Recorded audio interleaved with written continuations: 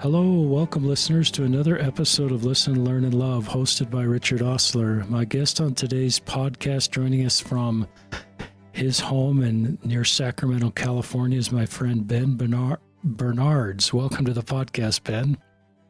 Hey, good morning. Thanks for having me, Richard. So glad to be here. Tell us how to spell and say your last name, because I think I slightly botched it. It's totally fine. It's Bernards, Bernards, like the big hairy dogs, but we are plural. There you go, listeners. I love that.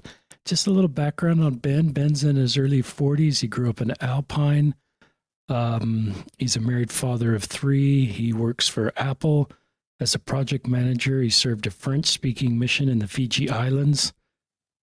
We could do a podcast about working for Apple. We could do a podcast about serving on the Fiji Islands, but we're probably not going to do a podcast on either of those. He currently serves as a Bishopric member.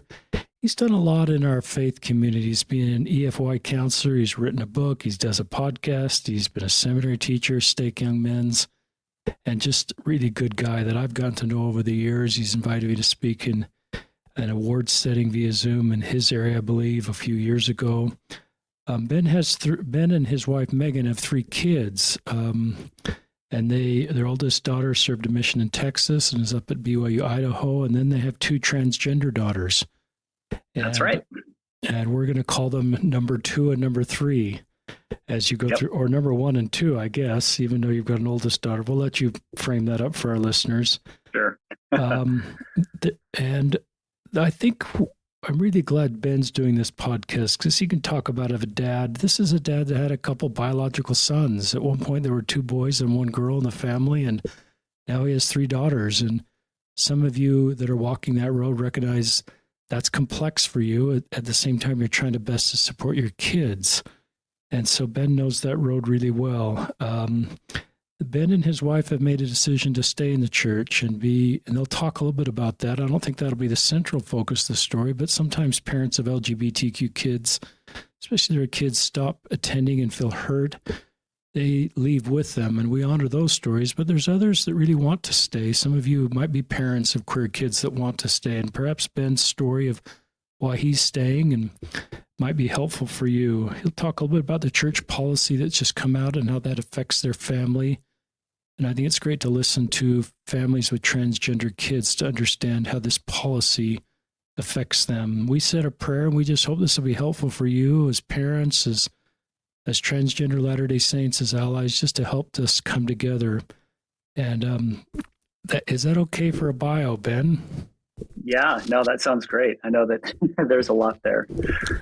And so we will just turn it over to you to share your story. Sure. Well, like I said, thanks so much for having me. It's kind of unusual for me to be on the interviewee side of this. So many times when I've been speaking at EFY or at youth conferences, which is one of the things that I'd love to do, and it's not my full-time gig. You know, I do computer stuff as my normal job, but I also just love teaching the youth the gospel. It's one of my absolute favorite things to do. And over the years, in my involvement in the church, growing up in Utah County, I came from a very traditional Mormon household, right? My parents were born in the church. We've got X number of generations tracing all the way back to Brigham Young when he was a missionary in England that wound up teaching some of my 7th great grandparents. And so we found our family names on the church pioneer records coming across the plains, that kind of stuff. So, being LDS, being a member of this church, being Mormon has been a core part of my identity since as long as I can remember. Growing up in Utah County as a very heteronormative place, but not realizing it at the time, I also heard what I now look back and realize were a lot of transphobic and homophobic views towards members of the queer community. But at the time, I thought it was completely normal. Looking back on it, I remember being in high school at American Fork High School. And one of our football coaches also happened to be, I didn't play football, but he was the coach at the school. And he was also my young men's class advisor, like the young men's president for the ward, right? So I'd see him on Sundays and then I'd see him every day during the week. And he would proudly tell stories about how one year some guy joined the football team, some 16-year-old kid, and the kid showed up with an earring in one of his ears. And the coach brought him out in front of absolutely everybody and told him, hey, around here, we've got a rule that if a guy is wearing an earring, it can only mean two things. Number one, he's dealing drugs. Number two, he's gay. And neither of those things are acceptable on this football team. So you better not be getting involved in any of those sinful things. So me growing up hearing that, I thought, okay, that's normal, right? Like that's the kind of view that I had. And so as we got married, I met this wonderful young lady who I met after my mission, my absolute college sweetheart. And we started marching down the path of what we thought was the right way to do things. Temple married, following all of our callings in the church, checking off all the boxes, right? As we moved out here to California, just a year or two after we moved here, we were notified by stake leaders that there was an urgent call for faithful Latter-day Saints to come out and help defend the family because it was under attack. Those are the words that they would use to describe it. And me, being a young, naive parent who had 3 children of my own, I thought, okay, this is it. This is my rally behind the title of liberty, so to speak, that is being raised, right? Somebody who is attacking us. And our bishop and our stake president would stand up and say, it's the gays, it's the queer. They are here to destroy the family. And our prophet has asked us here in Sacramento to lead the charge in getting people to help defeat gay marriage. And we are going to lead the charge by getting on the ballot this thing known as Proposition 8. And we are now going to spend time, every Relief Society meeting and every Elders Quorum meeting and time in Sacrament meeting, talking about the defense of the family and how marriage should be and how we are going to be the few, the proud, the brave, the elect in the latter days to help make this happen. And I remember looking at my wife, and because neither of us had had any exposure to anything besides our little LDS bubble, we thought, okay, this is us. We're going to stand up and we're going to defend the family, right? And so we sat down when there was a captain in our ward. We called him the Prop 8 captain that would help organize our door-to-door knockings that we would go, and we would put together rallies on that. We'd get all the youth in our ward. And anytime we saw people disagreeing with us, which was very, very vocal because we're right here outside the Capitol where all the voting was going to happen.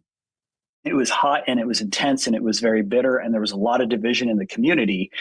And we looked at ourselves and took that division as a sign of we're doing something right? Like, isn't that what they always say? If you're going uphill and you're facing an enemy, then you must be on the right path. And so anytime we saw somebody telling us that these views that we were trying to espouse were mean and hurtful, then we would just shrug it off and say, disregard, we're taking our family marching orders.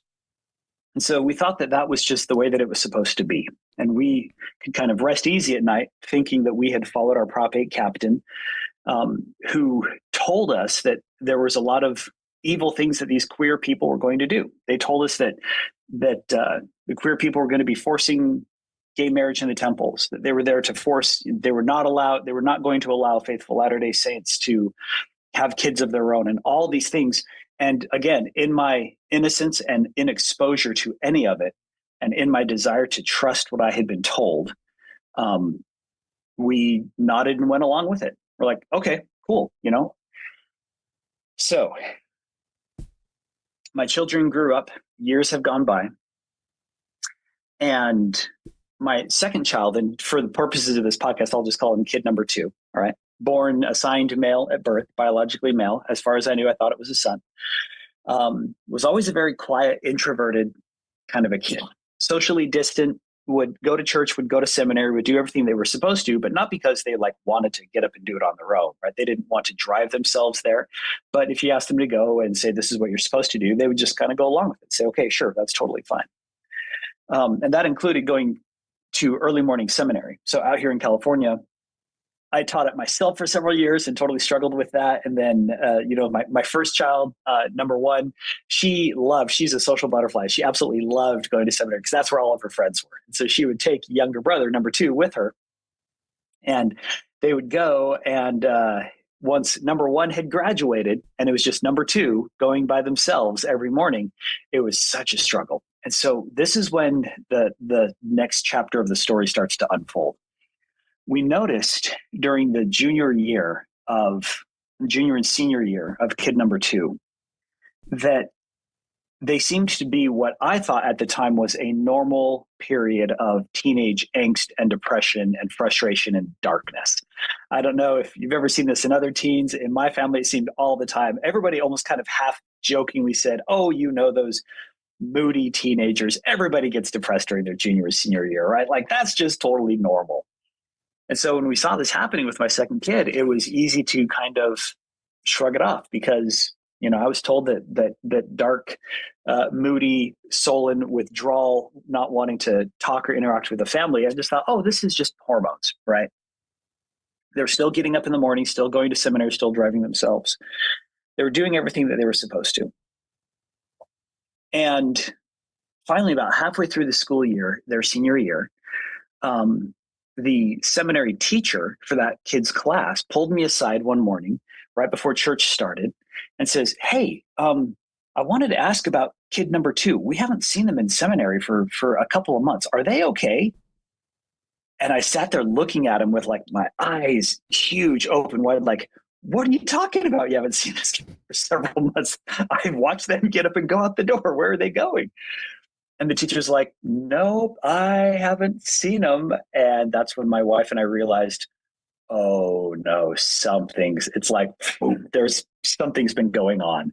And we had no idea. And the teacher looked at us and said, oh shoot, I think this is news to you, isn't it? Like you thought that everything was fine. And I said, yep, I think we're going to have some conversations with our second kid.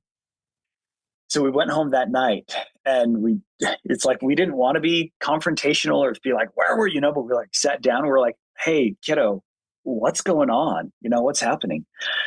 And this is when the kid confessed to us that they had been getting up every morning, super early, getting dressed and going and driving, not to the seminary building, but driving to the school parking lot and going back to sleep and sleeping in the car the whole time. Because they said that they had struggled so much all these years in seminary, combination of ineffective teachers, lack of social connection, was just absolutely miserable there day in and day out. But they didn't know how to talk to us about it. And they were so scared of disappointing us and seeing what dad would do if he found out that, his kid is not going down the right track. And so they were hiding it from us. And now they felt like they had finally got caught and they were terrified. They had initially thought, if I can just make it all through this whole senior year with nobody finding out that I'm not going to seminary, then everything was going to be fine. Right. And so this, needless to say, this totally shocked my wife and I. We were so totally stunned. But I had this like obvious feeling inside that was like, Ben, you can't force a kid to go if they don't really want to go. And insisting, like saying, this is the family rule, you have to go to seminary, right? They're not going to be there because they want to be. They're going to be there because dad told them they have to. And the chances of them getting anything meaningful out of that are pretty slim to none if they're only there because mom and dad told them to. And so we looked at them and I was like, okay, well, and I just had this realization like, wow, we talk about free agency. We talk about choices and consequences and all this sort of thing. And heck, you're a senior in high school. We want you to start transitioning into adulthood and making your own way. So we kind of like, my wife and I like took a big breath and held each other's hands and kind of closed our eyes and jumped in. We're like, okay, we will let you make your own choice. We're not going to insist. You don't have to go. We will let you decide what you want to do in the mornings. My only request is that you please just be upfront and tell us about it. And if your honest choice is, this is not for me, I promise I'm not going to be mad. I'm not going to try to force you back into it. We're not going to tell you this is where you have to go.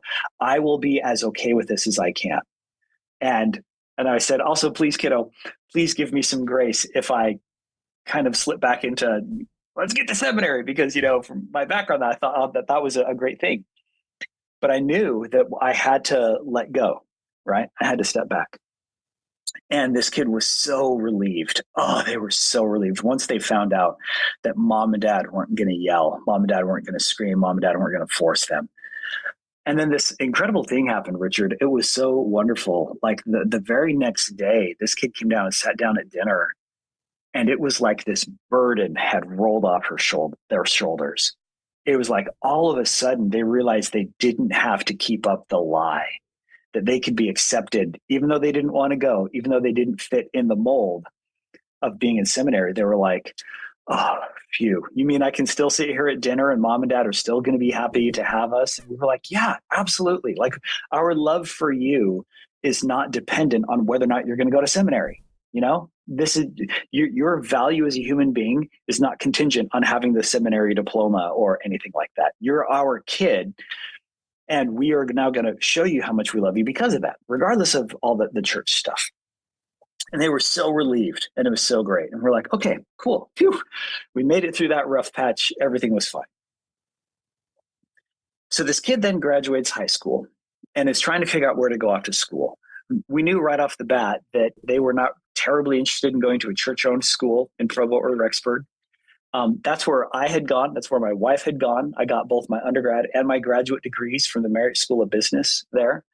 So that was the place that I felt the most comfortable. And I fully, I had been not so secretly hoping that that's where they would go. And looking back on it, I realized that was absolutely coming from a place of fear of the unknown on my part.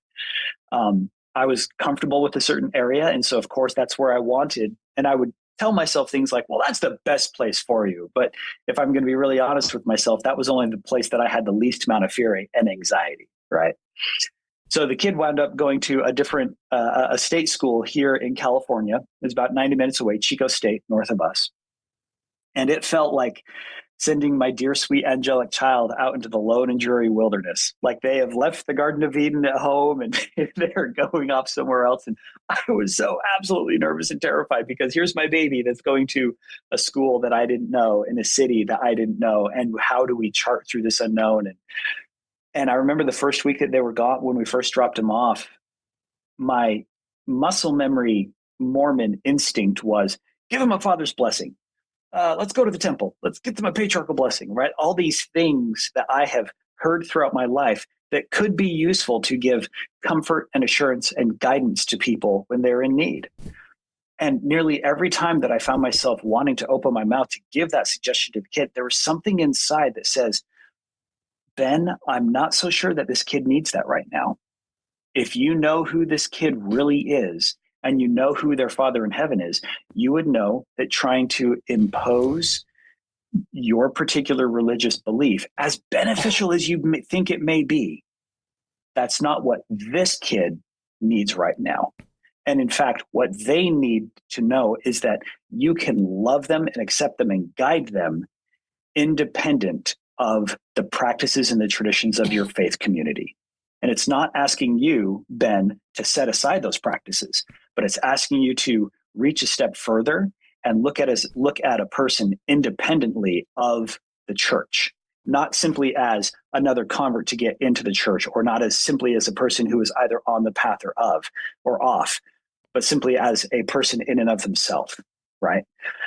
And I really struggled as a parent because I'm like, that doesn't make any sense. Like I would have this little argument with myself, like what kind of a brain is not going to tell their kids to go pray, is not going to tell their kids for a father's blessing. And yet I could not deny this in feeling that something said that's not what they need right now. So we let it go. So next chapter in this child's story, we noticed that during their senior year, they were kind of growing their hair out kind of long. Okay. Still would dress very masculine clothes, still would dress up as a boy, still identified as he, him, never said anything about the queer stuff, at least not that I could see, not openly.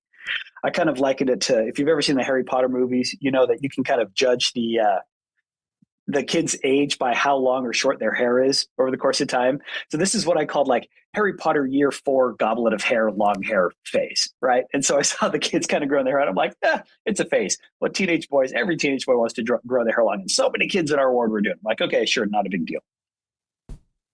But then we noticed when we saw this kid, they came home for Thanksgiving and the hair was longer and there was like a little bit of nail polish on and like a hint of eyeliner around the eyes. And something inside me, I was looking at this going, this kid is trying to look feminine. Now and at first, my initial reaction, if I'm going to be completely honest, my initial reaction was fear. Like, what is going on? There is nothing in the church handbook about this. There's nothing in the parenting resources. Like, I did not know how to do this, especially because when I talked to this kid one-on-one, they were exactly the same person that I had dropped off and sent away to school. We still had the same inside jokes together. We still loved the same movies and video games together. They still wanted to play with the same Lego sets that I had. Like, every point of connection that I had with that kid was all still there. And so I could rest assured knowing that this kid was still the same, right? And yet, week after week, as I kept seeing them, I couldn't deny that what I was seeing appeared to be this kind of like, what looked like an exploration of this feminine side. But I was really curious. Like, I had no idea how to handle this. Do I sit down and you sit down and wag your finger at them and say, hey, what's going on with this? You know, it's like I didn't want to be accusatory. I didn't want to scare them back in their shell or whatever. And because of my unknown about all of this, I felt so scared. Like, every sensation of fear and wonder, like, talk about pioneer heritage earlier, like I was walking off into the wilderness and I had no clue, or I felt like I was getting dragged into the wilderness against my will, and I had nothing that I could do about it. And so as the kid was gone week after week, I spent so many countless nights totally worried and afraid, like something was going to happen, like I was losing this kid. And they finally came home for Christmas break. And I saw them walking around the house, and they looked so beautifully feminine. And I could not reconcile this in my brain. And one day when I was driving home from work, crying to myself in my car, pouring my heart out for direction to God, saying, I am so scared of what this is going to do for my family. This still small voice spoke to me firmly and undeniably. And it simply said, Ben, if you think you are scared, think for a minute what this kid might be feeling right now. And all of a sudden I was like, oh, wait a minute. I have been looking at this so wrong. I've been focusing so much on myself. Understandably, that I had lost the point of what being a parent was. And for me, part of me trying to figure out how to be a parent was to learn how to manage my own fear, but also help take care of the young ones in the nest. And I needed to, as Gordon B. Hinckley would say, I needed to forget myself and go to work, right? In this case, I kind of felt like, Ben, you need to get over yourself and help this kid face their fear. And that was a shift in perspective for me. And so one of those nights around Christmas break, this kid had come down to make a cup of tea before going to bed. And I was sitting there on my laptop playing a game or something. And before I knew it, I don't know if this was impulse or instinct or inspiration, but the words started pouring out of my mouth before I knew what was happening. I hadn't planned on anything. And I kind of found myself almost listening to myself as they started to come out.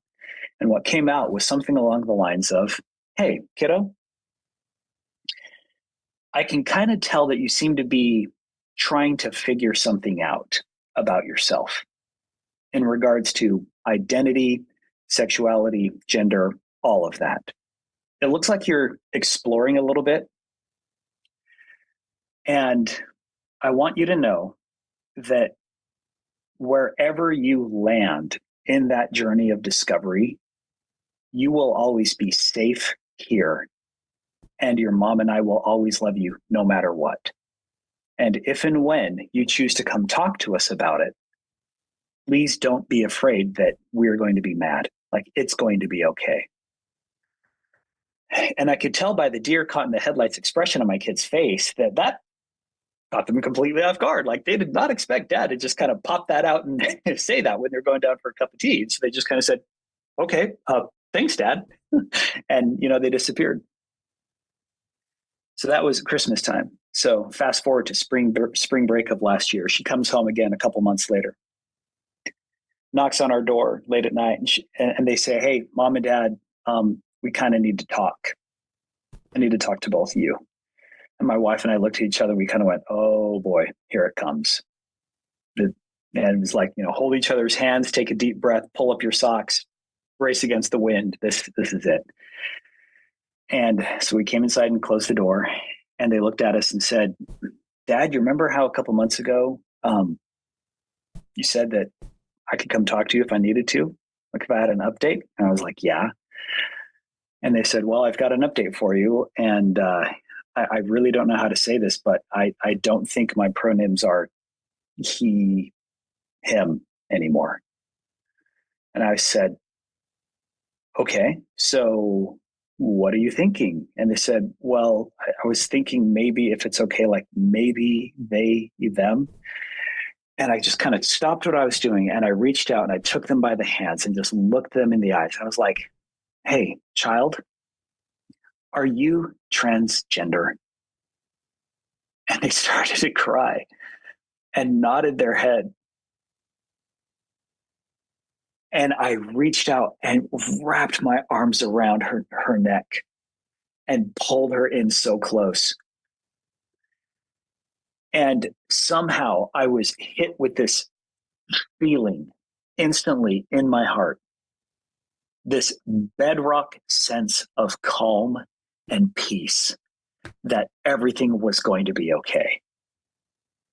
And I was simultaneously shocked that somehow I could feel this bedrock sense of calm and peace, that everything was going to be okay. And again, before I knew it, the words started spilling out of my mouth. And I looked at her and I said, first and foremost, I need you to know that you will always be our child, and nothing will change that.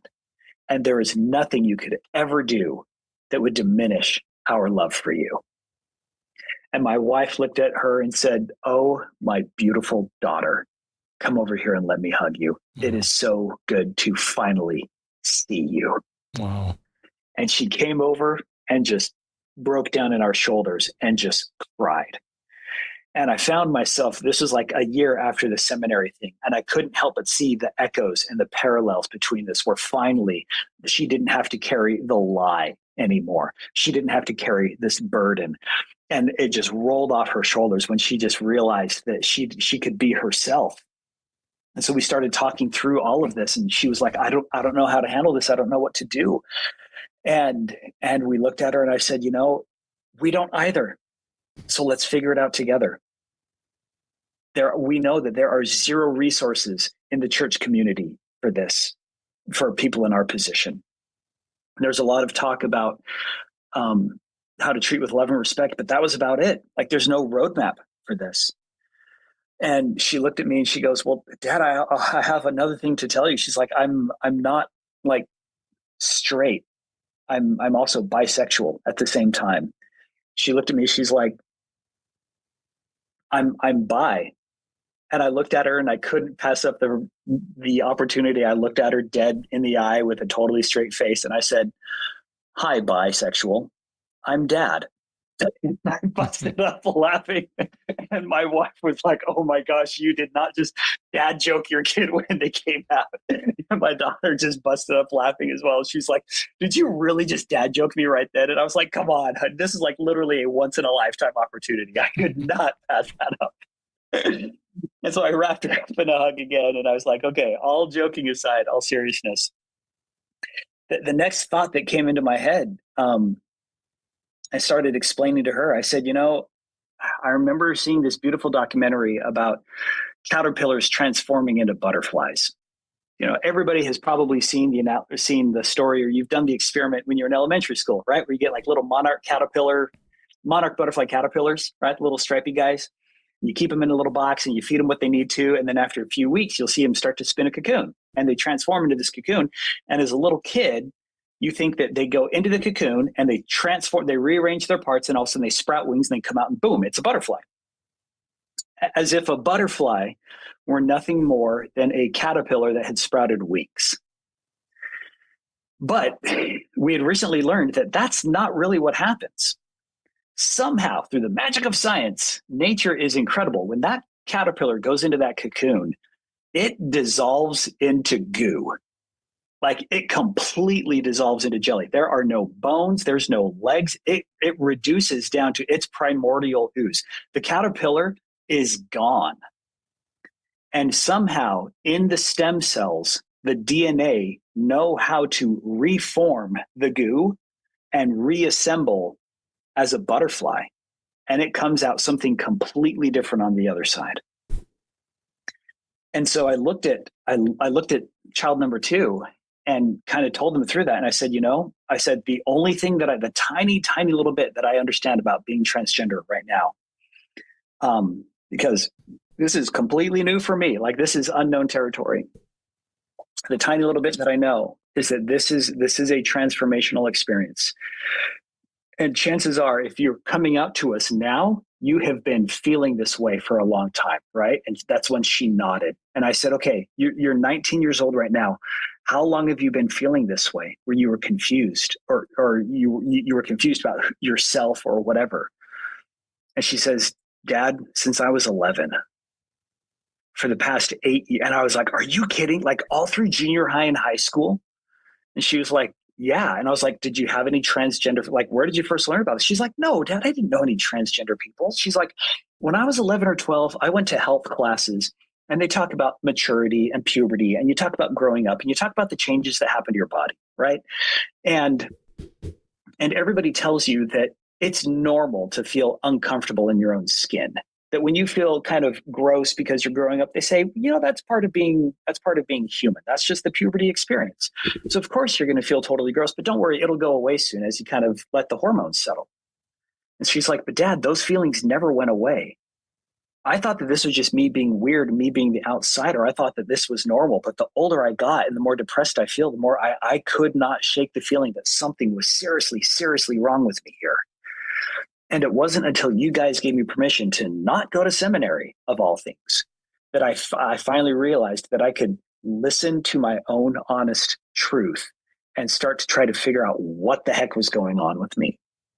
And she says, I'm so glad that you guys did not insist that I go to a church school, because had I been there, I would not have felt comfortable enough to ask these very hard questions of myself. And I probably would not have had the courage to accept the answer that I knew deep down inside my heart, that something was not correct.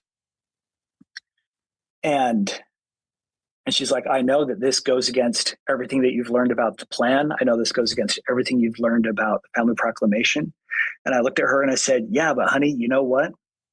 Everything that I've learned about personal revelation, about where the Holy Ghost talked to me, and about what the fruits of the Spirit are, somehow this all is going to be okay. And if I have learned anything about the gospel, when Jesus says, love everyone, no exceptions, love them. That's it. That's the answer. So we are going to be with you 100% this whole way through. And she was like, okay. So the next day, I called up my older brother. So I mentioned I grew up in Utah, right? I called up my older brother, Sam, because Sam was the first one in our family to also have a transgender kid. Now, we hadn't mentioned this at the beginning, but Sam and his wife have actually been on your podcast before. So some of the other listeners may recognize Dr. Julia Bernards. That's my sister-in-law. And so as you listen to their story with their own kids, just, a couple years prior, their first had come out also as transgender. And so now you hear like my side of the story, like right from the outsider's perspective, we saw this older kid and we were kind of like, wow, what an unusual thing for our family to go through. We've got one transgender person. And I spoke with Sam and Julia while that kid was going through that transition. And I learned of their struggles, and I heard Julia say, we are completely off the map. Like we have no direction here, right? And I remember thinking at the time, wow, that has got to be really hard. I hope that kind of works out for you, but I really don't know what that's like. And so the next day after this, kid number 2 came out to me, I texted my brother and I was like trying to keep it light, kind of keep it happy. And I said, hey, Sam, I've always followed in your footsteps my whole life. Guess what? You're not the only one with a transgender kid. And he just started laughing as well. He's like, you've got to be kidding me. And I was like, nope, my number 2 just came out. And he and Julia reached out with nothing but love and affirmation and acceptance. And again, I felt that sense of peace and joy. My wife and I were trying to figure out how are we going to respond? Like, how are we going to tell the people in our ward? Like, what do you just say? Like, do we do just like this big coming out post? Because we'd seen some of those, right? Is this like a birth announcement? We've seen people that felt like they needed to do that. Ours did not want to go that way. They wanted to keep it quiet. They wanted to keep it light and kind of private. But my wife had to tell somebody. This is one of our key takeaways was we learned that that we couldn't do this alone. Like she needed a support structure as parents and as adults. And so we found some trusted people that she could confide in. So my wife went to one of her best friends in the ward, another married sister a few years older than us, and we confided in her. This best friend, interestingly enough, had been a seminary teacher for my kid number 2. In fact, it was the only seminary teacher that my kid number 2 said that she actually connected with. It was the one adult that she felt that she trusted. So my wife told her friend, this seminary teacher. A couple days later, this teacher was over at our house and kid number 2 came down, absolutely terrified that somebody from church was going to see and that the secret was going to be out. And this is one of the things that had kept her in the closet for so long was she's like, how can I possibly face them? I'm going to be rejected. I'm going to be cast out. And to her everlasting eternal credit, this seminary teacher friend saw kid number 2 and yelled out, "There she is. Get over here. Let me hug you." And she wrapped her in her arms and held her close to her bosom and said, "Hey, beautiful. It is so good to see you today." Wow. Awesome. Now, give her a kiss on the head. Off you go. You were in the middle of something and she went off. And it was such a relief to see for my kid to realize that there would be people around her that would love and accept and affirm her and not judge her. On my part, I then reached out to a handful of my guy friends that are in various wards, several of whom were in bishoprics, several of whom were in elders quorum presidencies, all of which came from white, Mormon, traditional, cisgendered, heteronormative backgrounds. And I gave them the surprise update on our family. And again, to their credit, every single one of them down the line said, "We love and celebrate and affirm you and your parents, and please let us know if we could do anything." And it was at that moment that my wife and I realized we weren't alone out here in this wilderness. Like that was the pioneer story, right? Like you can't go out solo. You have to go in a company and you have to find people to help you out there to navigate that space. Either people who have already been there or people that were willing to link their wagon train with yours and set out in that darkness as well. And they weren't going to try to steer you away to the proper way. They weren't going to try to secretly condemn you or weren't going to try to, make you their project or whatever, but they were going to be there to help listen to you. We had really struggled because it felt like such a new thing for us in the church. Until I realized just how common it actually was. I had seen a national study. Several different studies have been done over the past few years looking at the generational cross-section of people that come out as LGBTQ+, right? Trying to see how common is it. And it's been fascinating to see how every generation, whether it's silent, boomers, Gen X, millennial, Gen Z, whatever, how there seems to be like an increasing number of people that identify somewhere in the queer fold as you go. And then what I found particularly interesting was a corresponding study that was done at Brigham Young University, where the people asked the same questions. What is the percentage of population of BYU students that identify as LGBTQ+? What they found was that study showed roughly the same percentage at BYU as it did nationwide. And depending on what, there have been several studies since then. This one in 2021, the original study came out about 13%. It's like 1 out of 6 kids, right? I saw just today, there was another study done at the beginning of this year by the Religion Resource Institute that found of Gen Z, a study done last year about Gen Z students found that the number had increased about 28%. So almost 1 out of 3 of Gen Z kids were now identifying as queer. And so my wife and I kind of looked at ourselves, we're like, okay, well, I guess we've got one of them, right? So then the next chapter of the story drops. But before I go there, I just want to pause for a second. I know that I've been speaking the whole time. Do you have anything you wanted to say or anything you wanted to ask before I go any further? I just keep sharing. You're really good. This is a terrific podcast. So just keep sharing. I think our listeners want to keep hearing from you. Okay. So, so my child number 2 comes out. My wife and I look at each other, and after we had that evening of peace and comfort, the very next question that we had in our minds was, what does this mean for us as parents in the church? What does this mean for temple marriage? What does this mean for eternal families? What does it mean for all of this? And the thought kept coming back to me. Number one, we don't know. We just don't know. As much as our primitive brains love to fall into that evolutionary pattern of finding answers to the questions, right? At this point, I had to have the courage to admit that we did not know. I had to sit in that discomfort. However, underneath all of that was, again, that bedrock sense of peace that somehow this was all going to be okay. And I didn't know what okay meant, right? This was the absolute leap of faith, but we didn't know what it was going to be. So then the next chapter drops. A week later, I get a call from the stake presidency, and they say, Ben, we think you need to be in the bishopric in your ward. And I was like, okay, why?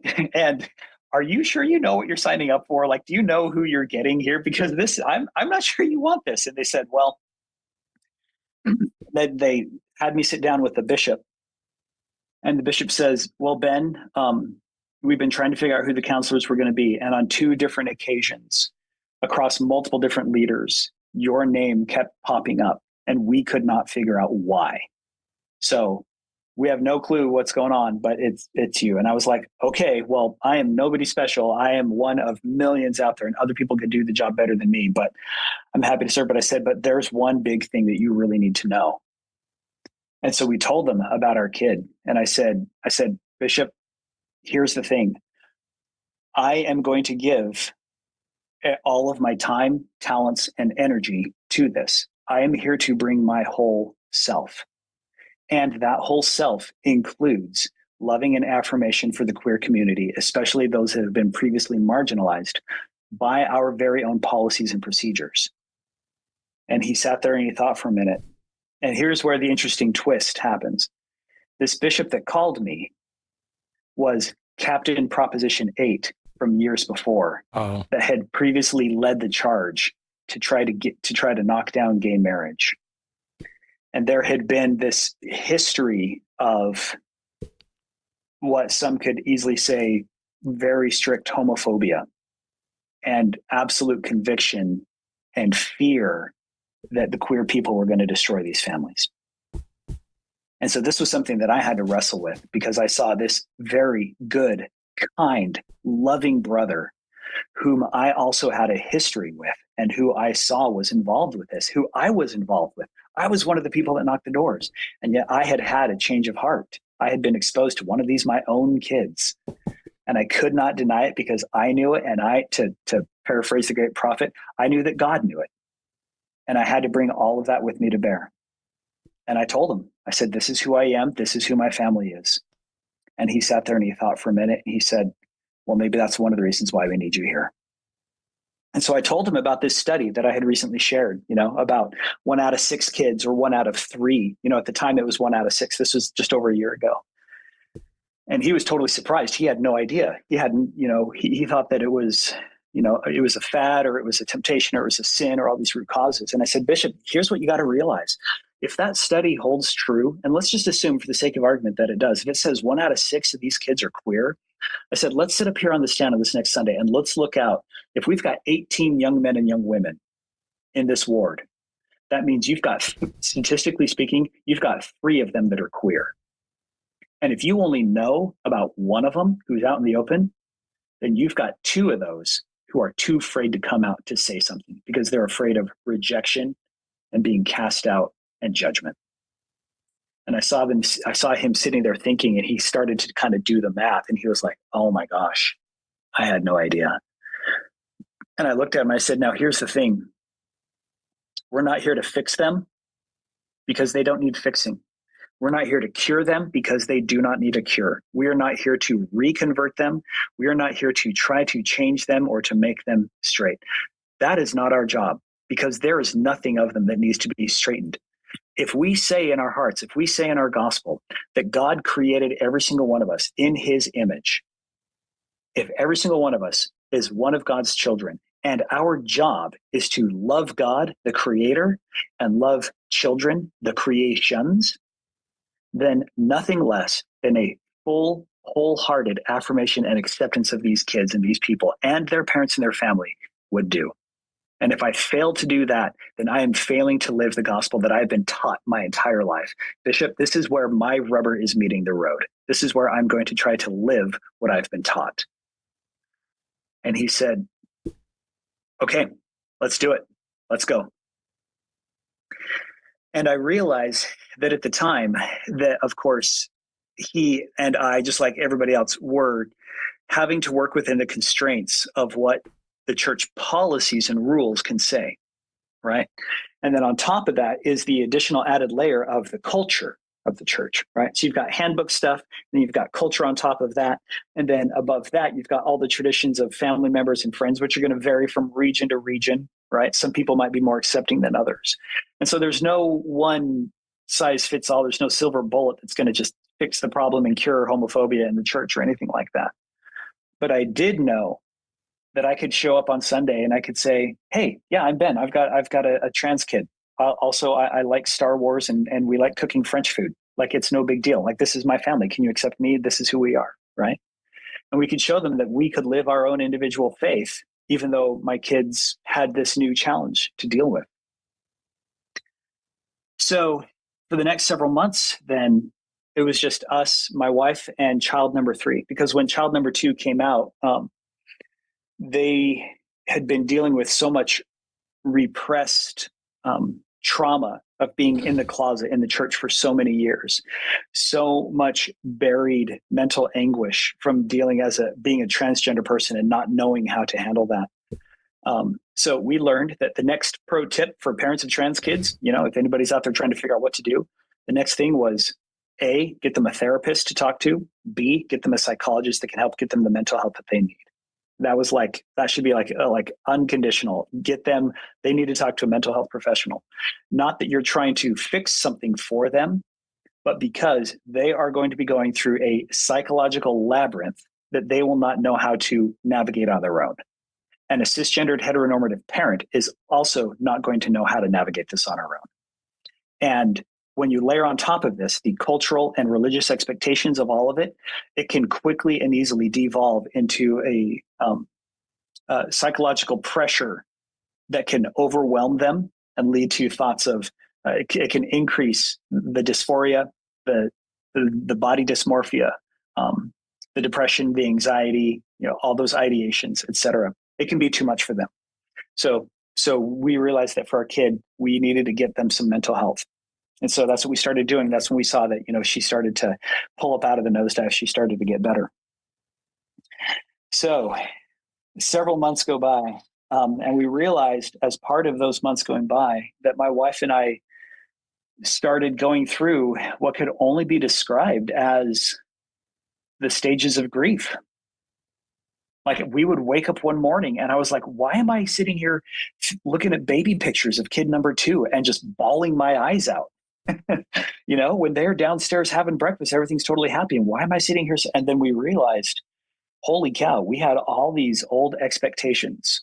We had all these visions, all these plans. We had everything lined up for this kid, this person who I thought they were going to be, right? 18, 19, 20 years worth of plans. And they were all totally gone. So I guess the next pro tip that we learned was that grieving process is 100% normal and expected. And the only way you will ever heal from it is to let yourself feel it. You can't hold it in. You can't pretend it isn't there. You can't faith your way out of it. You can't fast and pray and temple your way out of it. You have to feel it. You have to feel it if you want to heal it. And that healing might take a week. It might take a month. It might take years. It might take a lifetime. But it's totally normal. And it's going to be okay. Because then we realized in the process of feeling those feelings and letting them go, we then were able to establish new connections with our now daughter and look at her through open, clear eyes and see her for who she really was, and realize that, like I mentioned earlier, the connections we had, the inside jokes, the family little bonds that we had, they were all still totally there. That identity of who she really was now was more pure and uncovered than it had ever been before. And so we realized that holding on to the grief would hold us into the past. And if we wanted to move forward, we needed to be willing to do so as well, as scary as that was.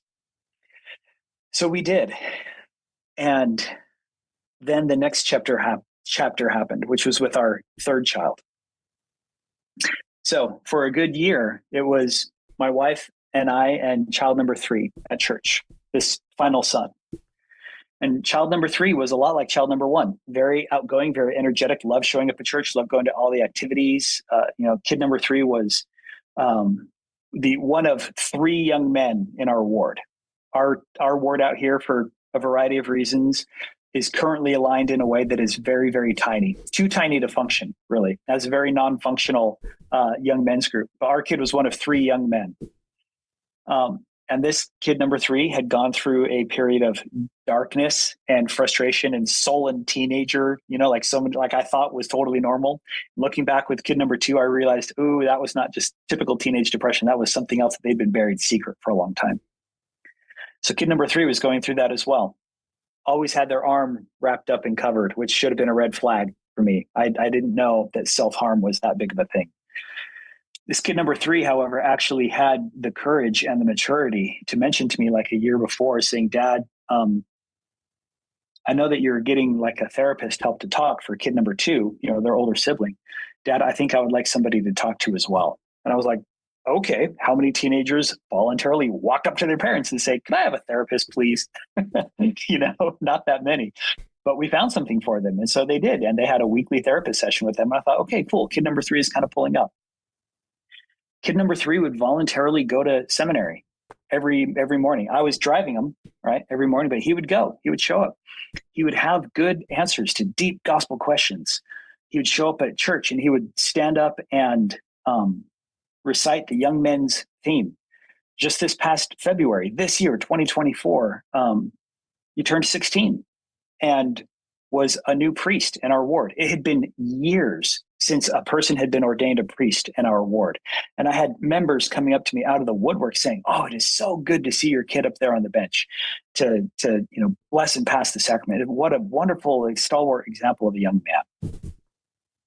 And this kid number 3 was asked to be a company captain for our ward's Aaronic priesthood week-long summer camp, right? Kind of like, I don't know if you guys do this out there, but it used to be scout camp, but now it's church run. So our kid was a company captain, a leader, and was totally, completely looking forward to it. Or so we thought. So this summer in June, the week before scout camp, or AP camp, this kid number 3 knocked on my wife's and I door and said, I need to talk to both of you. And my wife looked and I looked, oh my gosh, here we go again. You've got to be kidding me. And this time kid number 3 looked at us and said, if it's okay with you, I want to read something to you. And I need you to just sit and listen and not say anything until I'm done. And I was like, okay, I can do that.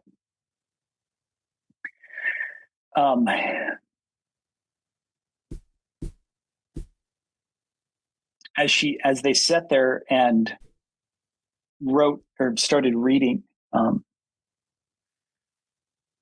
they said, part of what they said was, I know I'm going to forgive you, Dad, for some things that I had done that had really hurt and offended her, which is beside the point. But she came out and she says, Dad, I want to love you and trust you and forgive you for this hurt that you had caused me for this other thing. But if you are going to love me back, I think that you should know me, the actual me, as your daughter, not as your son.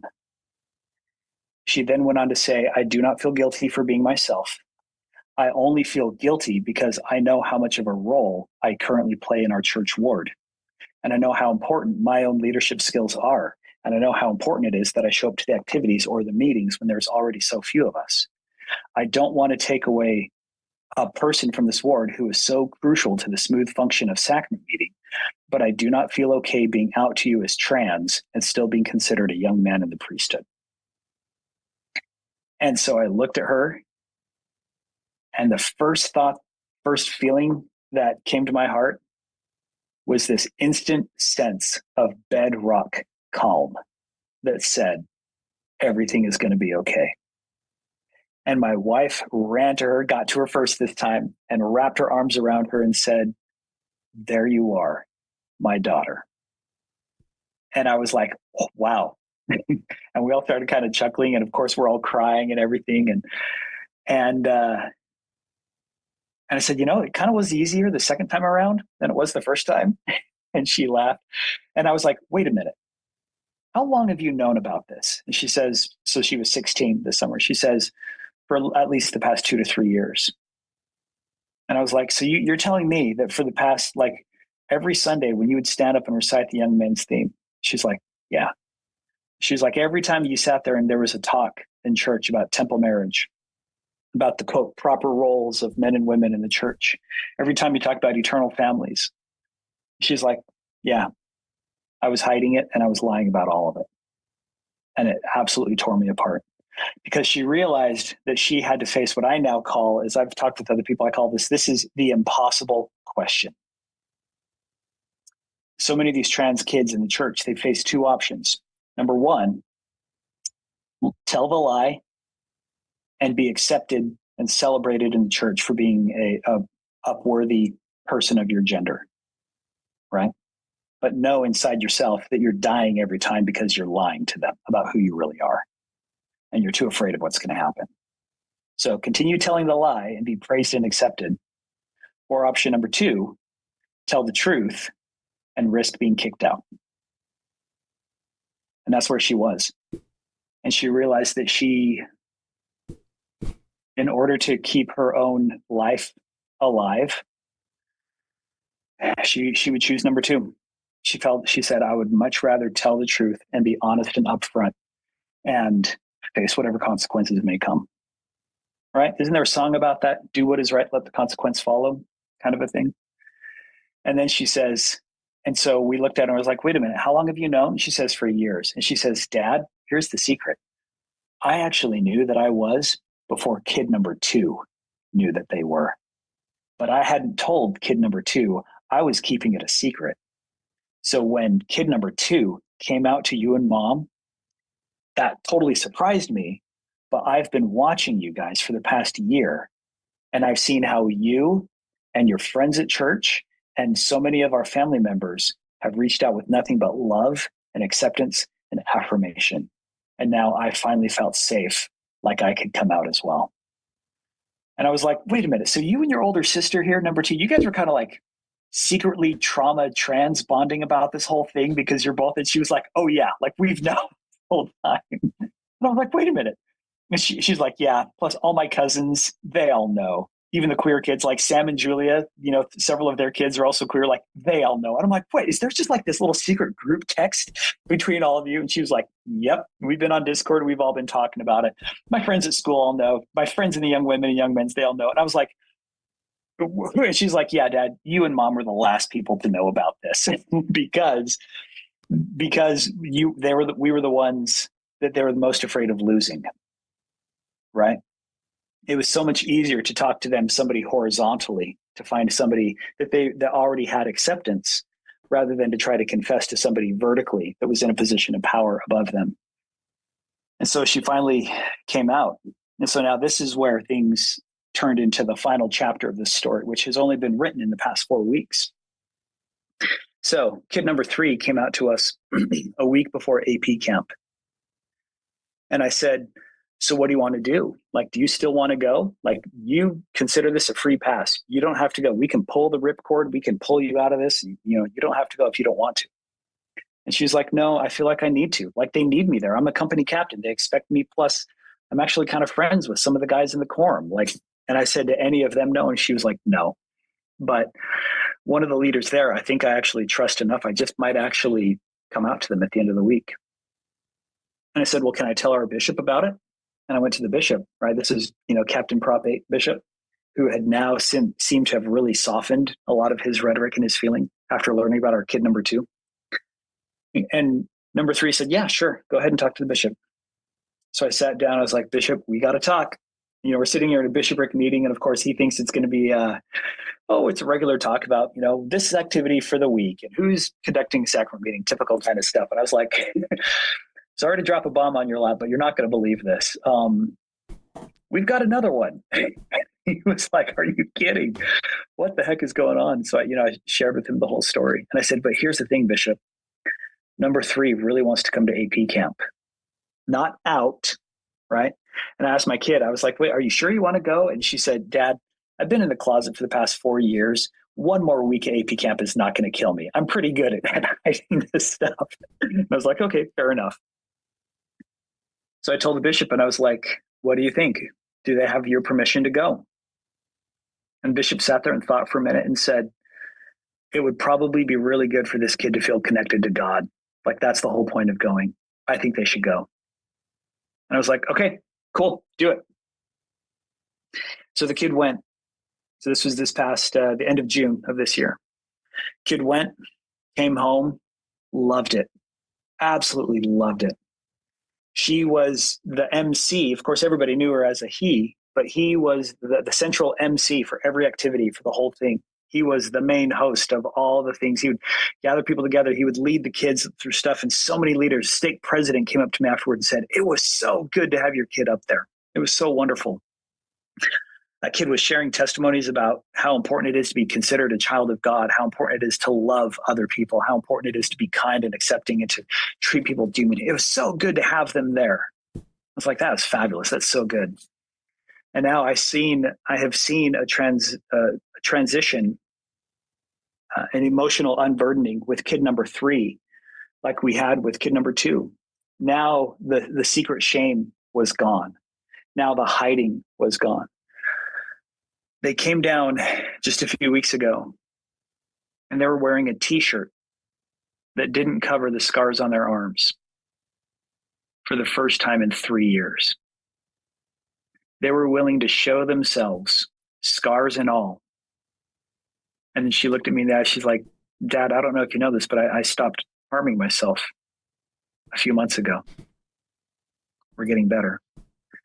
And I said, have you told your therapist about this? And she was like, yeah. She's like, oh, by the way, Dad, remember a year ago when I asked you to get me a therapist because I was really depressed? And I was like, yeah. And she says, guess what I talked about them in session number 1? I told them that I was depressed because I was transgender and I was too afraid to tell my very strict Mormon parents about it. That was the cause of my depression. And I'm like, your therapist knew about this the whole time? She's like, yep. Everybody knows except for you. And I said, okay, well, I hope we have earned enough trust from you going forward that you can see that our love for you would supersede anything you ever do. And that no matter what happens, you'll always be our kid. And now it's like again, we are watching this new butterfly come out of her cocoon. She is more active and participating in family day-to-day life than she had been before. She walks up and spontaneously just gives me hugs out of nowhere. Like, do you know how rare that is? Like how many juniors in high school would just walk up and like see their dad sitting at a computer playing a game and just walk up and wrap their arms around them and put their head on their chin on the dad's head and just sit there and hold them. First time that she did that, like I put my hand on her arm and I just about bawled. I just about started crying right there, but I'm like trying to keep it together, like trying to be all cool and everything. But I was like, okay. I remember thinking, Heavenly Father, if this is what it means to have trans kids in my family, sign me up.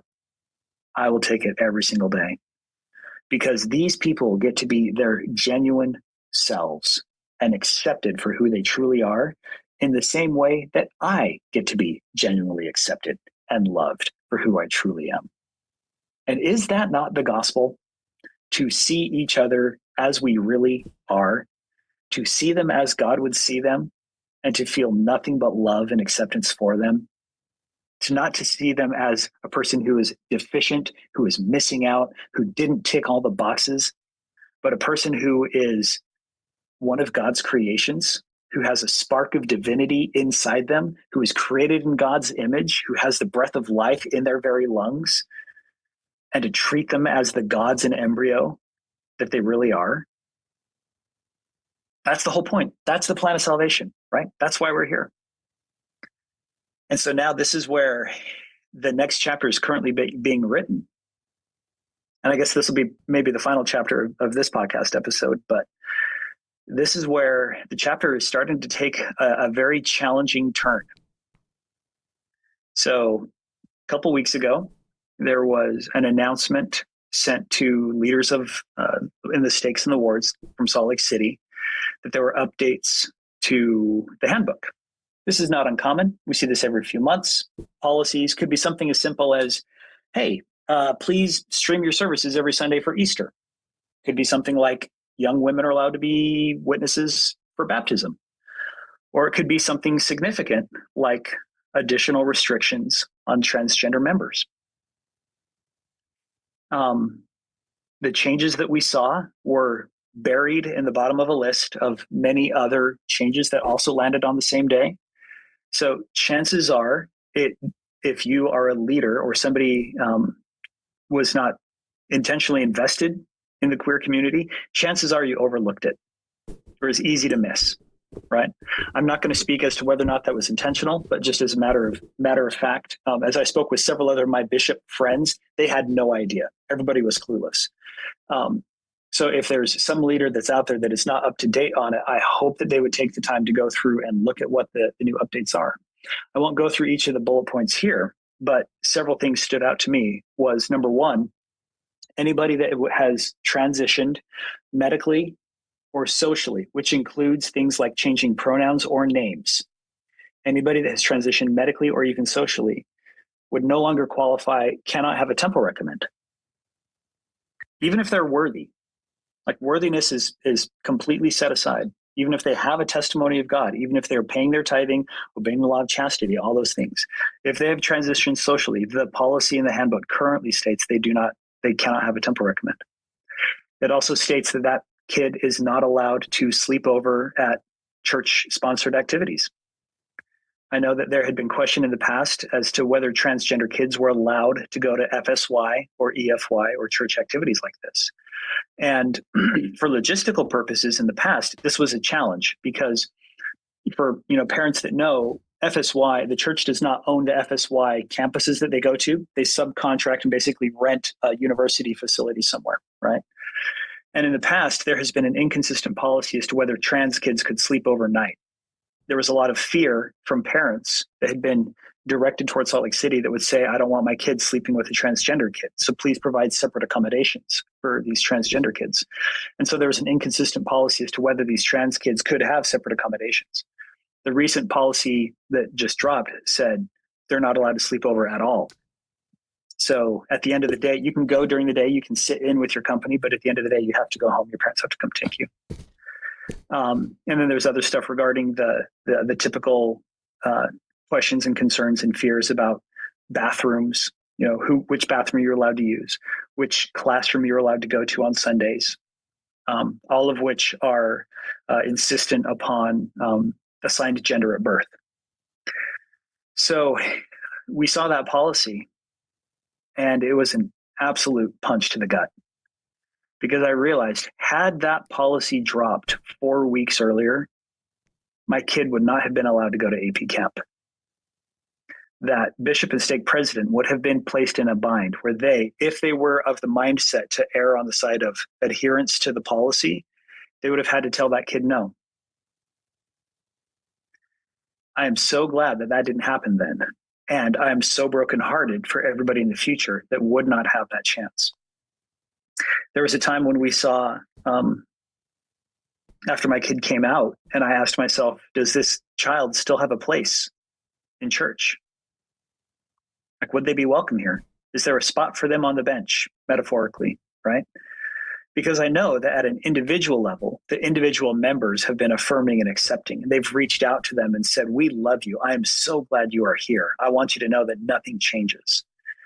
But it's one thing for individuals to say, it's something different for an organization to say it. Because now I could not look at my child in the eye and honestly say, yeah, there is a place for you here. Because the policy does not allow for them. Right? Like I told that to my bishop. I said, what's kid number 3 supposed to do? If she shows up, and what if she genuinely wants to go to Young Women's? Would she be allowed to go? Is she supposed to sit there and listen to talks about becoming a mother someday, about marrying a man in the temple? Would she be allowed to go to Relief Society if she wanted to do that? I said, there's no space for her. She does not have a place on this ship anymore. So how can anyone be faulted if they realize that she was doing nothing wrong and they changed the rules out from under her? And now because they changed the rules, the border has been drawn in a new location, and spontaneously she finds herself on the outside, even though she did not move. And so again, she was facing that impossible question, right? Do I lie and find myself accepted? Or do I tell the truth and find myself rejected? And so she says, Mom and Dad, I can't do this. And I looked at her and I said, I don't blame you, and we still love you. This is the chapter that we find ourselves currently in, trying to figure out what this means for us. As we've talked with our bishop in our stake, we've realized that there is at least one family in every other ward in our stake that either has left or is leaving, considering because they have transgender kids of their own and they no longer find themselves in. And so many of the bishops have been completely helpless to know what to do. And I'm not sitting here claiming to have any answers. And policy is made far above my pay grade. That is not my call. But I know that the small, tiny sphere of influence that I do have is I can reach out to that one that has been cast out of the 99, and I can love them like Jesus did. I can meet them where they are. I can see them as he did. And I can show them unconditional love and let them know that if not for a place in the building, at the very least, they have a place in our heart and with our family. And so that's where we're at. I'm just so moved, listeners, as you are too.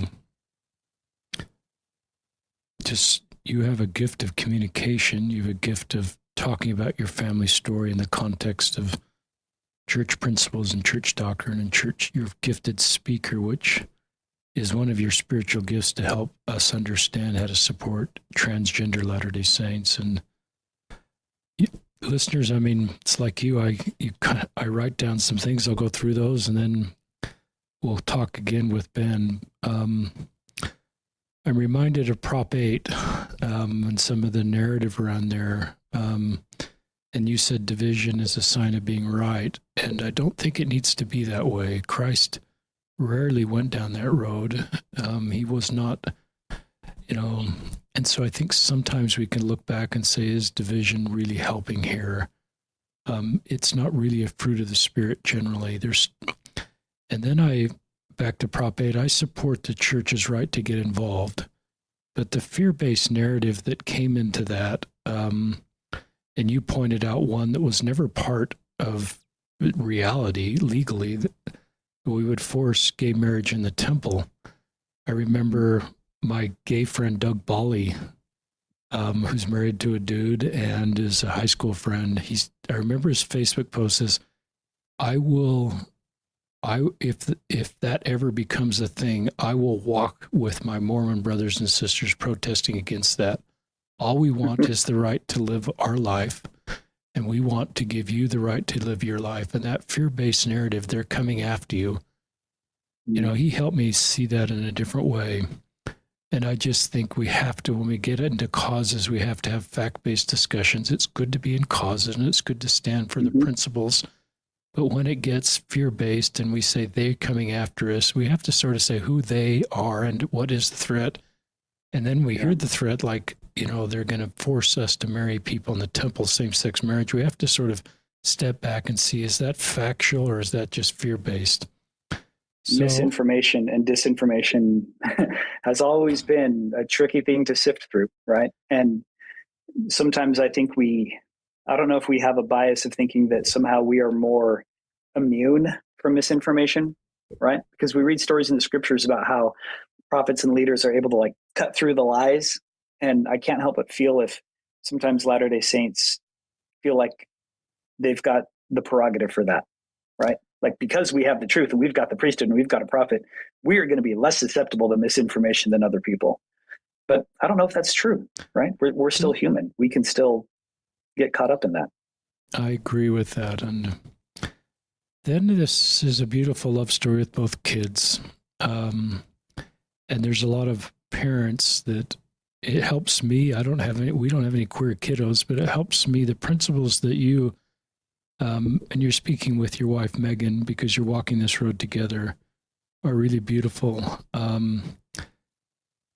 I go back to kid number 2, you spent a little more time on, but you created a feeling that you're a safe place with that conversation around seminary. And you're feeling that the bigger issue here is, I want to know my kid is accepted. So I'm going to talk to them about this. And these words you said, I looked at them independently of their relationship with the church. And you just intuitively knew that my job is not to preserve the relationship, as other guests have said, and I couldn't control the outcome.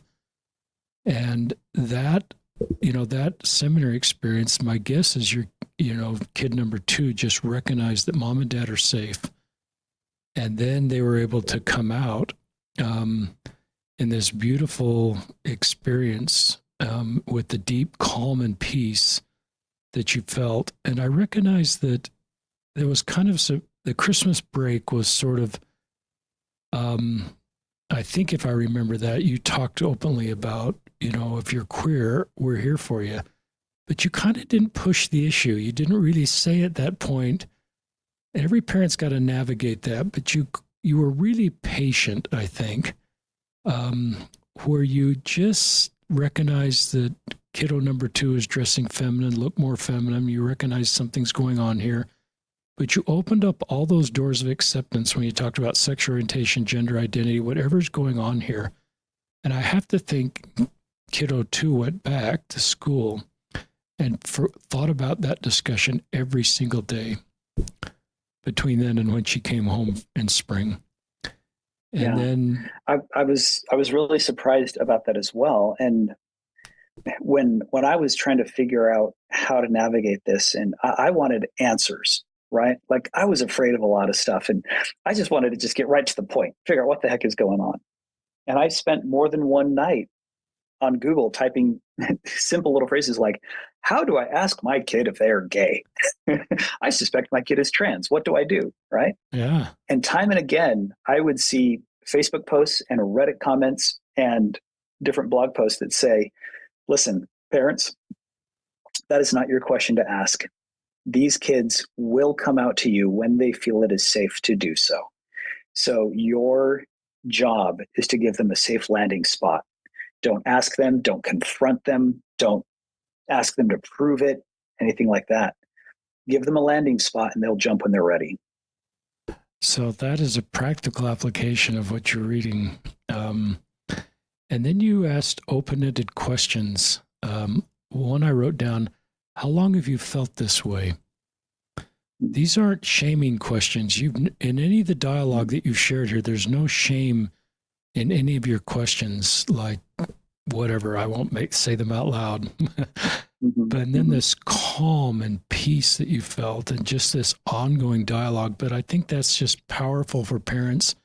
I think we do what you do, Ben, is we try to create a safe place. And that can scale to a young men's leader, a young woman's leader, a bishopric. How we talk about people that are different than us, it really tells our kids if we're safe to open up about the realities of our life. People, and they could go through a whole list of that. And to me, Christ role modeled that. So we don't have to invent doctrine to do that or a culture, but just, I think it's part of spiritual maturity. I love where you talked about community for parents and just acknowledge grief. So here you're being really affirming to kid number 2, but you talk openly about the grief. And parents, if if you feel grief, that's a pretty normal thing. You've got a couple sons, and now you've got 3 daughters, and your daughters are aware of that. They know the family history, and so I don't think they would say, don't feel grief. I think our trans kids would want us to get the help we need. They can't be our savior. We need to get our own savior if you're a parent, and you need to go through the grief. I think it's part of being a better parent and you kind of need to do that separately of supporting your kid. As you did a great job in reaching out to other parents walking this road. Lift and Love as a support group for parents with non-binary trans kids. So that's really important to get community. Most parents do better when they're talking to other LDS parents that have trans kids. Yeah. And then this beautiful story with kid 3, just what a great kid. And just, this kid is doing so much good. And the self-harm is really an important part of this story. I think, I talk a lot about the bottom of the iceberg versus the top of the iceberg. And sometimes as parents, we just see the top of the iceberg stuff like anxiety or depression.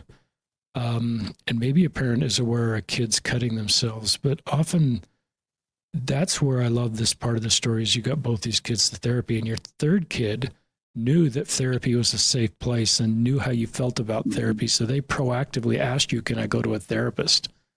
And knew that you would not create a shaming environment for that, but you recognized parents can't solve all the problems. Yep. And so I love that we're humble enough, hopefully as parents, to recognize our kids need therapists. It doesn't mean we're failing as a parent.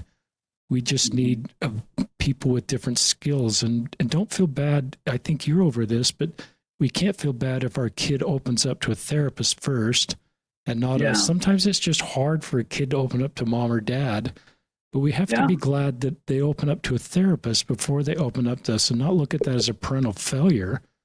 Like I didn't find out first, but actually just look at it as, what therapists do in creating safe places. It's not this vertical thing you talked about, more of a horizontal.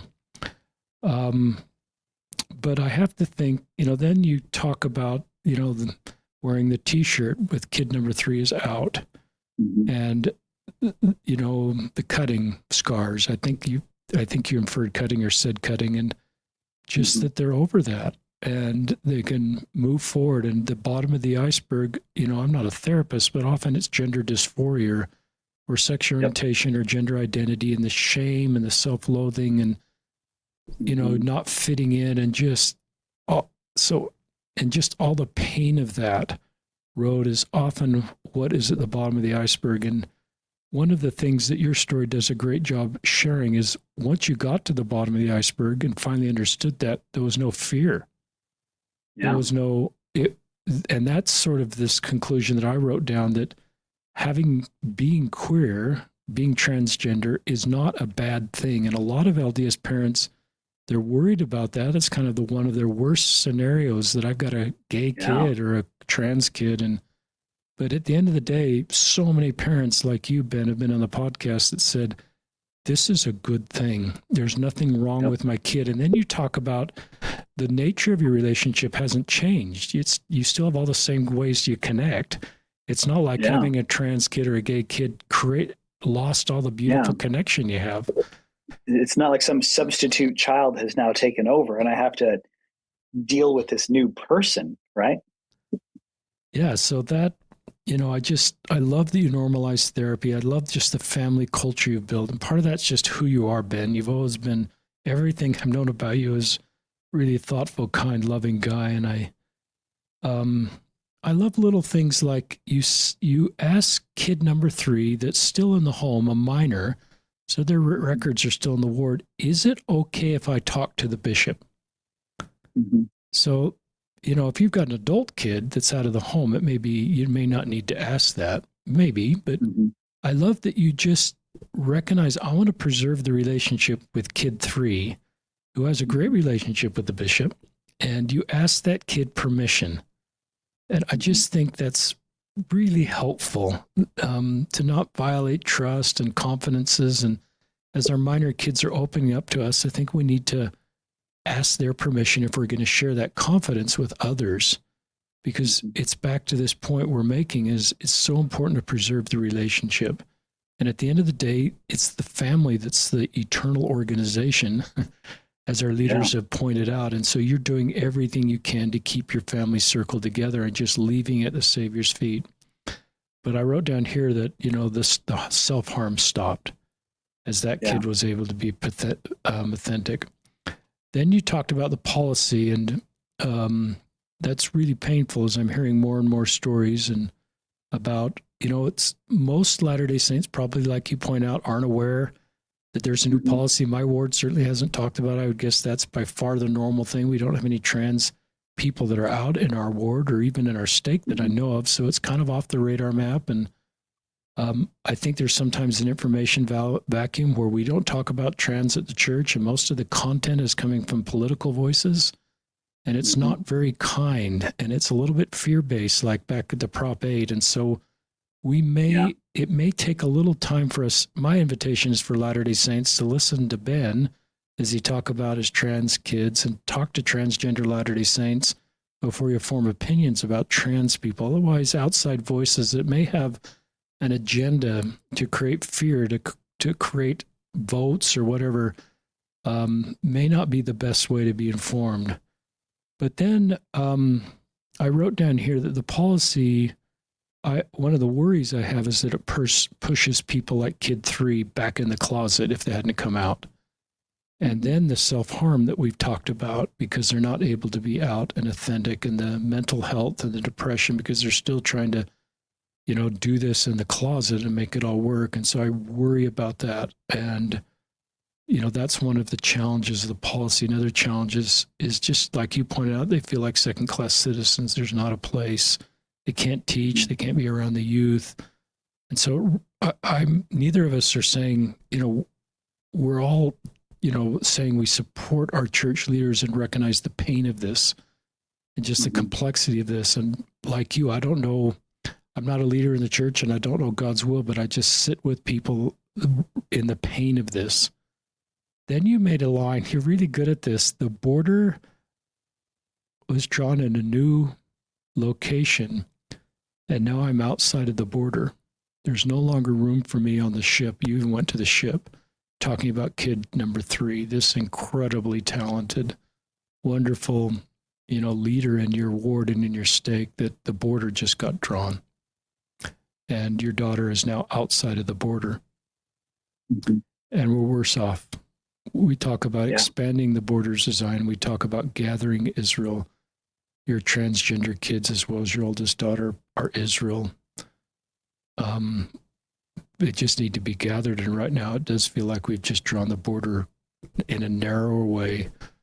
And it's inconsistent in a lot of ways with, I think, what Christ modeled and what he wants. And it probably makes a lot of members feel really comfortable that, no longer are we, I'm uncomfortable because trans people are around at church. But I think growth comes through being uncomfortable a little bit and being around people we're not naturally or normally around with. And my experience has certainly been fear with trans people because society defined them for me, but I'm really comfortable with trans people. They are some of the finest people I know.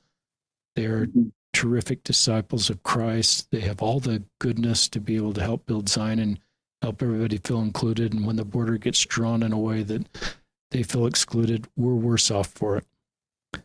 So those are some of my comments. I also thought about President Nelson's 99 plus 1 as he turns 100, maybe around when this podcast is being released or a little after.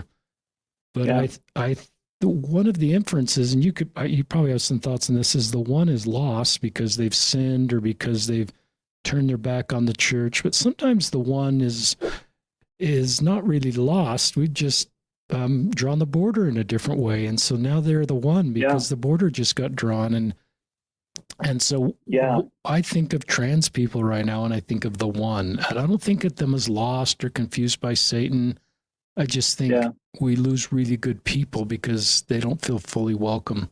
We don't value their contributions. So those are some of my... Totally agree. Those are some of my comments, listeners, but I want to get Ben, see if he's got other things you want to share with us. Yeah. That whole idea about the 99 to the 1, I think this is the challenge about metaphors or parables in the church, they're not supposed to be a perfect explanation of everything, right? Metaphors have their limits.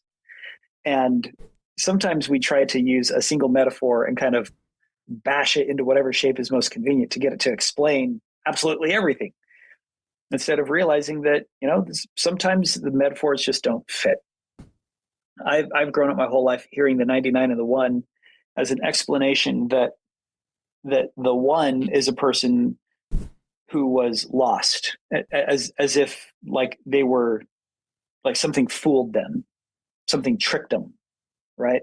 Something came up and it scattered them for the rest of the flock. Something snatched them against their will.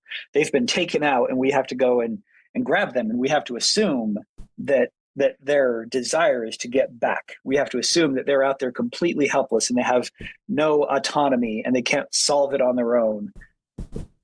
And I'm sure that there are people for whom that is true. But if we were to let that idea go, and instead of looking at sheep as if they were just a kind of a mindless animal that will just go wherever it's told to go, and they just kind of, you kind of got stuck down there on the other side of the hill. Well, come on, let's go get that little guy and just bring him on back. But if you look at them and say, okay, these are not 99 sheep, these are humans, and if there is one person that is not part of our crowd, we need to go ask not where are they and how can we get them back, but we need to respect their humanity and realize that they have a voice and they have a preference, and they can tell us why they're on the outside. Before we even try to make a diagnosis as to what the solution is, we need to understand what the problem is, if there's even a problem. And so I need to go to that one and don't just assume that my job is to foist them over my shoulders and carry them back against their will as if that's the answer. Because maybe the answer is to sit with them as Jesus did in their place and to ask them to tell their story and ask them if they want to be part of the 99, or is there a different 99? Is there a different 20? Is there a different 50? What caused them to leave? Where do they want to go? How can I help them? And instead of making them a project that has to be solved, and instead of displaying my discipleship by presenting a flock of 100 to the Father, instead, I could go to the Father and tell them about the one and the one and the one and the one and the one. Because instead of just trying to rescue everybody and get them all back individually, I went out to where they were and I listened to what their stories were. And I can say now, I saw them not as a mindless sheep, but as a human being. And I realized that for some of them, maybe they have a different path than I do. And maybe what they need from me is not rescue and conversion. Maybe they need support and love and affirmation to know that they're not alone. So I guess everybody's story is a little bit different. And, maybe we need to elevate both the telling of the parable and the interpretation thereof. It's time to level it up a little bit. I love that. I've always thought about the shepherd that knew where to go to find the one. He knew the one well enough to know where, he sort of already knew the story, so he knew where to find. And there's a lot of principles in that we just know the one well enough to know why they're there and what brought them there. And we don't ask the 99 why they're there, or we're willing to go talk to the one and hear their story and understand why are you here and what brought you here. And, I think of that when I think of, I've shared this with Stora, elders quorum president in our ward who was not active, and I was his home teacher, and he let me in, but I never had the courage to ask why he doesn't go to church. And I just didn't have the vocabulary. I didn't have the experience. But I just think we have to have the experience, the vocabulary, and be confident of our own faith to hear somebody whose story is different, because that would maybe brought us a little more authentic connection. There's probably a story he was willing to tell me. If he felt like I was a safe person, he probably would have improved our home teaching assignment. Listeners, we've talked about gender dysphoria a little bit. I've been talking more about that. We've been doing these podcasts, but if you haven't listened to the prior ones, and I'm not a therapist or a medical professional, but this is a medical condition. that is a recognized health issue. It can become a mental health issue because of the anxiety and depression, but it's not even always classified as a mental health issue. So I won't split words on that, but there's treatments that are recognized by health professionals to help people deal with gender dysphoria. And I sometimes compare this to, I had rotator cuff surgery recently, and I'm getting older and seeing more doctor visits like a tooth. But imagine, and what if I had crippling anxiety? Imagine living in a world where to fully participate in the church, I had to turn down some of the treatments that would actually help me feel better, that the medical community is saying is part of my process to feel better. And some of those symptoms are cutting yourself because you feel so much pain that you want to transfer the pain to cutting yourself because the gender dysphoria is so painful. Just feeling a different type of pain is actually, I can't imagine that, but it helps you understand how painful this is. It gets the release out. It finally has a way to externalize and release the pain. But that's what we're asking our trans friends to do to fully participate in the church is sort of, and maybe you won't like that analogy. Maybe some trans people may not like that analogy, but it helps me to understand the ask we're making and the difficulty of that situation and how, medical science is our friend. We've learned being gay is not a choice. I think we'll get more experience with understanding why people feel gender dysphoria. And maybe someday we'll go back and go, I wish it could have been kinder with people with gender dysphoria, because now we have the science to understand why most people don't, but a very few do. And we've talked about this, and I'm talking a little bit long, but, I do like the left-handed example, because in the 1900s, almost nobody identified as left-handed because everybody was trying to turn left-handers into right-handers, because we thought being left-handed was through physical punishment. Like these kids would get beaten in school if they were writing with their left hand. And so the assumption, obviously, that writing with left hand was an undesirable outcome. And by 1960, 12% identified as left-handed. And we got past the point of we just affirm people being right-handed or left-handed. Maybe the most important thing is, since 1960, it's been 12%. So just affirm the number of people that identified left-handed plateaued, and it stayed there. And so almost like they'd been there the whole time. Yes, and so I think of that when you talk about, you talked about earlier statistics that some people would be nervous about saying, well, this is Satan's confuting his children, or a phase or a fad. And perhaps there's some isolated cases where that's true, but I would not point to an isolated case and say that's true of the whole population. I would guess, like left-handedness, this will net out on a consistent basis as people just feel safe being open with their gender identity and sexual orientation. And I don't know what that percentage will be, but I think it'll flatten out, and then we'll just recognize that there's nothing wrong here that needs to be fixed, and we'll improve as a society to support people based, on really who they are versus trying to fit them into a heteronormative world in this sense. And often our young people are leading out on that, both in being allies and also being open, like your two daughters. In our show notes, listeners, we'll link to anything Ben wants. After we're done, Ben could email me stuff to put in the link. So he may have some stuff to put in the link, some of the work he's done. We'll also link to your sister-in-law, Dr. Julia Bernard. She did a dissertation of supporting families with transgender kids. That's episode 664. Terrific episodes. The Bernards are really doing a great job in this space. And do you have any final comments, Ben, before we sign off? If there's any parents that are out there that have transgender kids or are worried that their kids might be transgender,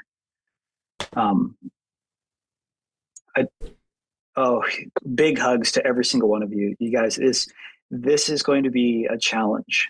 It is not to mince words at all. It's going to be hard. It could be one of the hardest things you will ever do your entire life. However, I don't know about you, but growing up in the 80s and 90s, I was always told that our generation was reserved for hard things in the latter days, that there was something that God was going to ask us to do, these great noble ones. What if this was it? What if the big thing that we are expected to do as Christians, as God's children, what if the big challenge for us was to learn how to love and keep alive God's queer children that he gave us. So yeah, it's going to be a challenge, but this is where, like I said, we pull up our socks, we stand shoulder to shoulder, and we march forward with our chins held high and our eyes focused on God and his Christ, because that's the only way we're going to make it through, and it's going to be okay.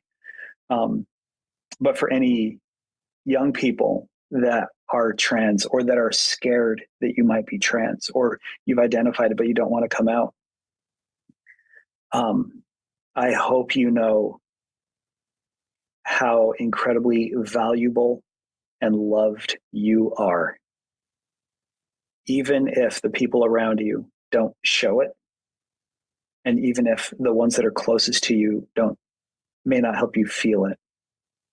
I hope that you will come to see that there are people who are on your side and in your corner and are cheering for you every step of the way. And you don't have to do this alone. And it's going to be okay. So please reach out to help. Reach out to somebody that you trust for help, and you're going to make it through. And someday that cocoon will open up and we get to see all of your rainbow colored, beautiful butterfly self on the other side. And our world is so much the brighter for you being part of it. Wow. Thank you, Ben Bernards. And thank you, our listeners, for joining us for another episode of Listen, Learn, and Love.